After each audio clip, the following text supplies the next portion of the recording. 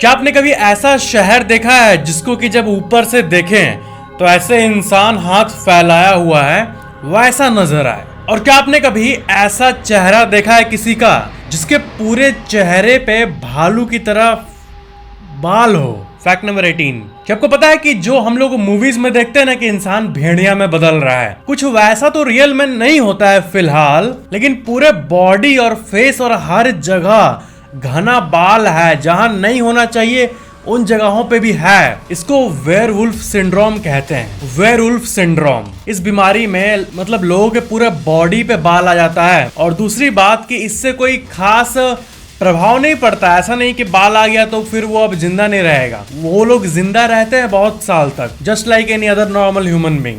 लेकिन बस वही अपीयरेंस जो होता है वो अजीब हो जाता है और इसी को लेके उनको लाइफ टाइम जीना पड़ता है। Fact number 17। साइंटिस्ट्स, वैज्ञानिक लोग लैब में कभी कभी कुछ ऐसे काम सब करते हैं ना कि मन करता है कि उनको जाके बोलूं कैसा मत करो। क्या है कि ये आर्टिकल देखो अपने स्क्रीन पे, एक ऐसा लैब ग्रोन ब्लैक होल को डेवलप किया गया एब्सोल्यूट जीरो पे कुछ एटम्स को कूल करके, मतलब 8000 र्यूबिडियम के एटम को नियर एब्सोल्यूट जीरो पे लाके और लेजर बीम के मदद से कुछ अतरंगा एक्सपेरिमेंट किए वो लोग, और रिजल्ट हुआ एक ऐसा ऑब्जेक्ट जो कि ब्लैक होल की तरह बिहेव करता है। और जिस तरह स्टीफन हॉकिंग ने बताया था कि ब्लैक होल ऐसे से काम करेगा, बिल्कुल वैसे ही काम कर रहा है वो। इसका मतलब एक ब्लैक होल का रेप्लिका उन्होंने लैब में डेवलप किया। ऐसा नहीं करना चाहिए, आपको नहीं लगता ऐसा नहीं करना चाहिए? हाँ, मतलब ऐसे तो वो लोग पूरे सेफ्टी वेफ्टी के साथ ही कर रहे हैं,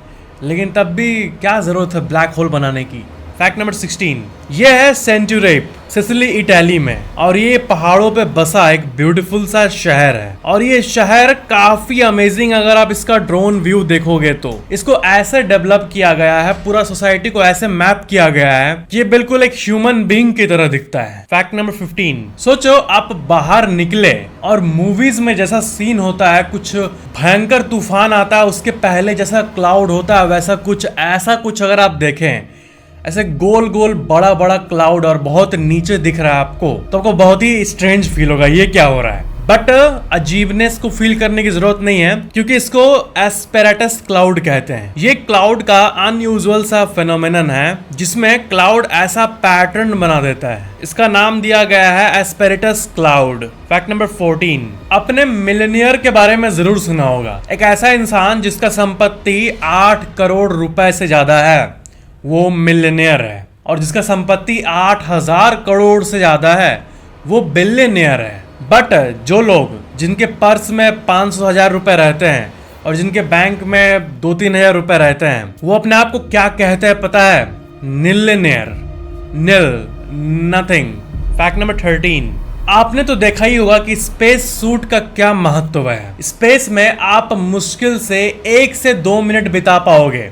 आप अगर स्पेस पे गए और स्पेस सूट को खोल दिया तो आप ऐसे ऑर्बिट, धरती का ऑर्बिट पे रहोगे तो 2 मिनट मुश्किल से रह पाओगे। उसके बाद आपका बॉडी पूरी तरह से फ्रीज हो जाएगा, आपका ब्लड वेसल जो है वो जाम हो जाएगा। और सन की बात करें तो आप 1 सेकेंड से भी कम समय में आपका बॉडी इवेपोरेट हो जाएगा, इतना गर्मी है। मर्क्यूरी की बात करें इस प्लेनेट में तो आप मर्क्यूरी में 2 मिनट तक रह जाओगे without space suit.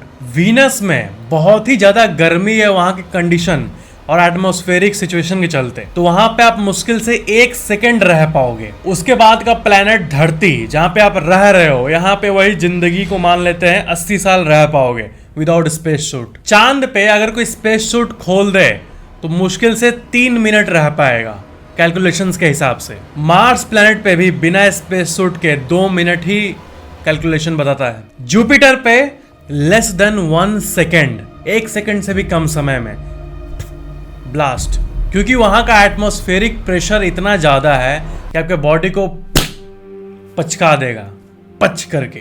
Saturn, Uranus और नेपच्यून, इन तीनों में भी 1 सेकेंड से कम समय का ही आपको सर्वाइवल पीरियड मिलेगा विदाउट ए space suit. Fact number 12। Robin Williams एक कॉमेडियन थे। उन्होंने साल 2014 में खुद की जान ले ली थी। जब उनके डेड बॉडी का इंस्पेक्शन किया जा रहा था तो डॉक्टर्स को एक अजीब सी बात पता चली थी। उनके दिमाग में जो बीमारी थी, उनको डिप्रेशन था, प्रॉब्लम था बहुत सारा, यही रीजन था उनका खुद का जान लेने का। लेकिन एक अजीब सी बात पता चली कि दिमाग जो है उनका, डिमेंटिया जो बीमारी है उसका एक वर्जन था उनको, और वो बीमारी एक ऐसे लेवल का था जैसा डॉक्टर्स ने आज तक कभी भी नहीं देखा था। नियरली एवरी ब्रेन सेल जो था उनका, उनमें एक स्पेसिफिक टाइप के प्रोटीन का डिपॉजिट था, अल्फा सिनुक्लिन, जिसको कि लिवी बॉडीज भी कहते हैं। वो भरा हुआ था उनके हर एक ब्रेन सेल में। ऐसा अजीब सा दिमागी कंडीशन कभी भी नहीं देखा गया था। मतलब ऐसे क्या होता है कि कोई कोई जगह पे ब्रेन पे पाया जाता है,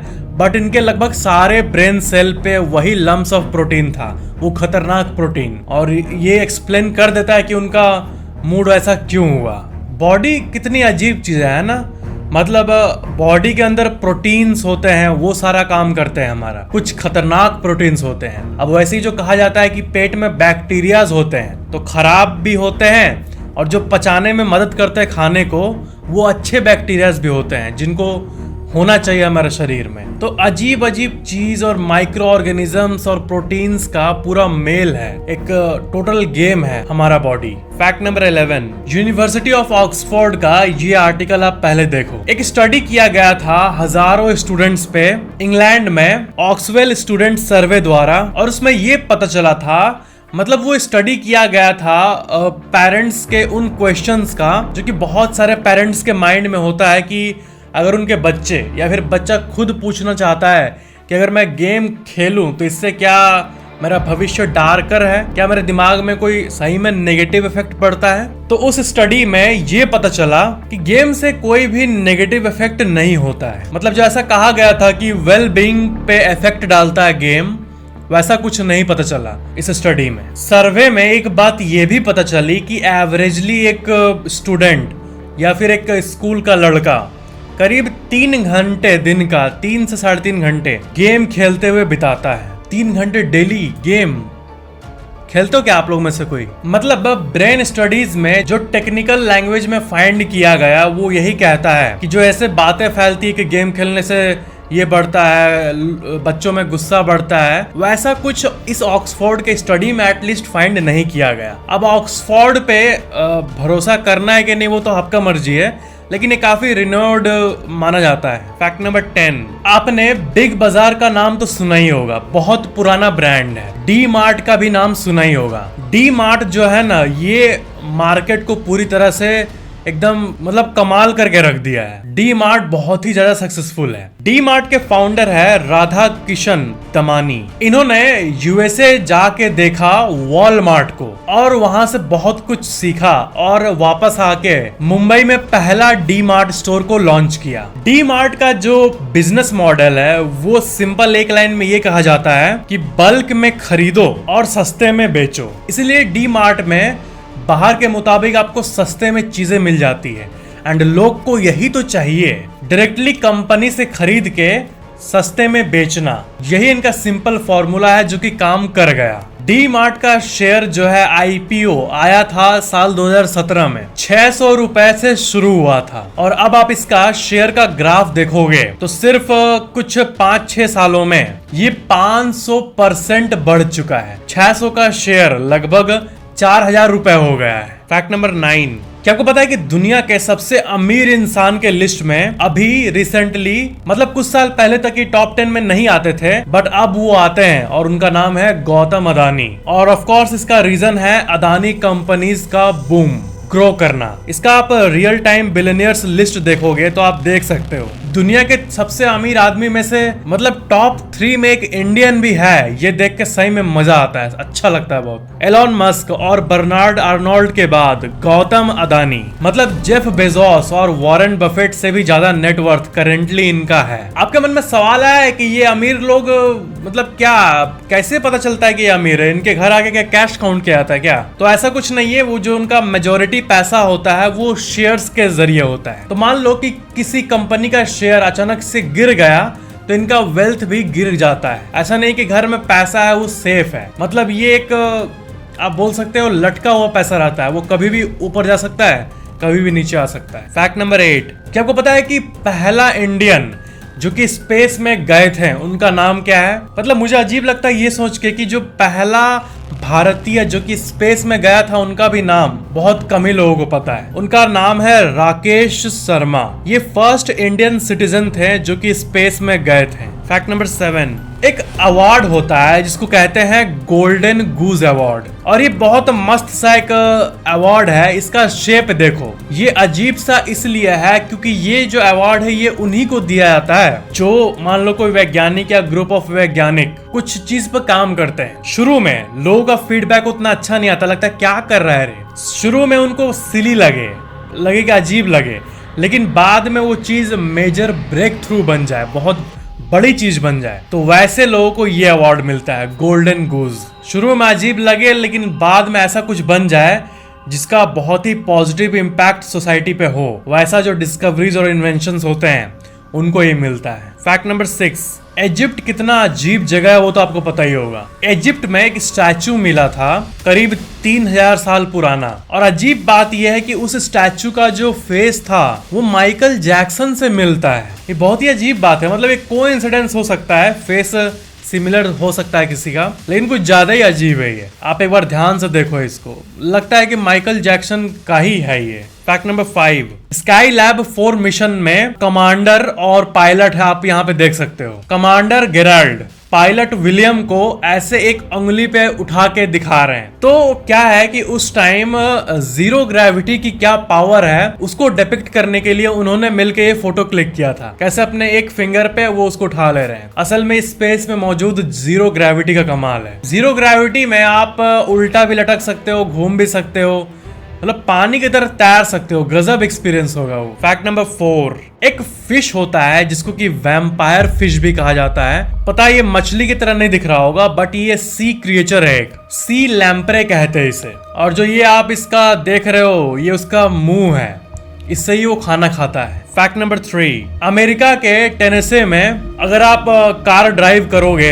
हाईवे पे तो आपको अचानक से पिरामिड दिखेगा कुछ ऐसा बगल में ही। तो असल में ये एक पिरामिड है, इसको कहते हैं Memphis pyramid, also known as the great American pyramid इसको कहते हैं। और ये 1991 ही में बना था, और अगर हाइट में कंपेयर करें तो इसको बनाया गया था, और ये 10वां सबसे लंबा पिरामिड है वर्ल्ड का। अभी भी इतना बड़ा होके भी 10वें नंबर पे आता है, क्योंकि बाकी पिरामिड से छोटा है ये। बट अजीब बात यह है कि ये कोई मिस्टीरियस प्लेस नहीं है, बल्कि एक दुकान है, एक शॉप है बैस प्रो कंपनी का। बैस प्रो शॉप है ये दुकान। अजीब बात है ना, ऐसा दुकान हमारे एनसीआर में भी खुलना चाहिए, दिल्ली के रीजन में। फैक्ट नंबर 2, एक अजीब टाइप का मेंटल डिसऑर्डर होता है, इसको समझना। डिसाइडोफोबिया मतलब fear of making wrong decisions, गलत डिसीजन ना ले लूं। गलत लेने की भी बात नहीं है, ये बीमारी ऐसी है ना कि अगर चावल और रोटी रखा रहेगा तो जिसको ये होता है डिसऑर्डर, उसको लगता है कि अगर मैं चावल खा लिया तो मेरे साथ कुछ बुरा नहीं ना हो जाएगा।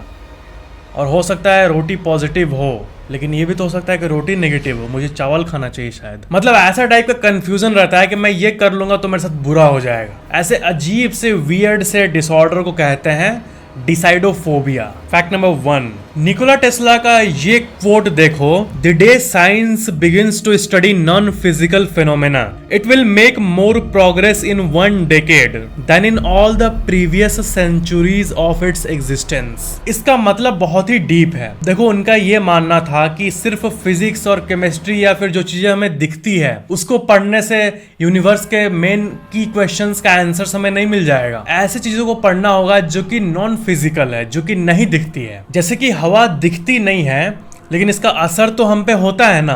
तो अगर हम लोग हवा को इग्नोर कर दें तो क्या जान पाएंगे। तो वो चीज है, दिख नहीं रही है, नॉन फिजिकल है। तो वैसी जो डीप चीजें हैं, क्वांटम मैकेनिक्स, माइंड के पावर्स, कैसे माइंड रियलिटी को शेप करता है, ऐसे वाइब्रेशन, फ्रीक्वेंसीज, इन सब को स्टडी करने को निकोला टेस्ला पॉइंट कर रहे हैं। अब जैसे हमारे आसपास वाईफाई होगा, इलेक्ट्रोमैग्नेटिक वेव्स होगा, न्यूट्रिनोज पास हो रहा होगा कई हमारे बॉडी के अंदर से, तो ये सब चीजें हो रही है, लेकिन क्या हमें तो दिखता ही नहीं है। लेकिन इनको स्टडी करेंगे तभी ना जान पाएंगे कि क्या राज है हमारे यूनिवर्स का।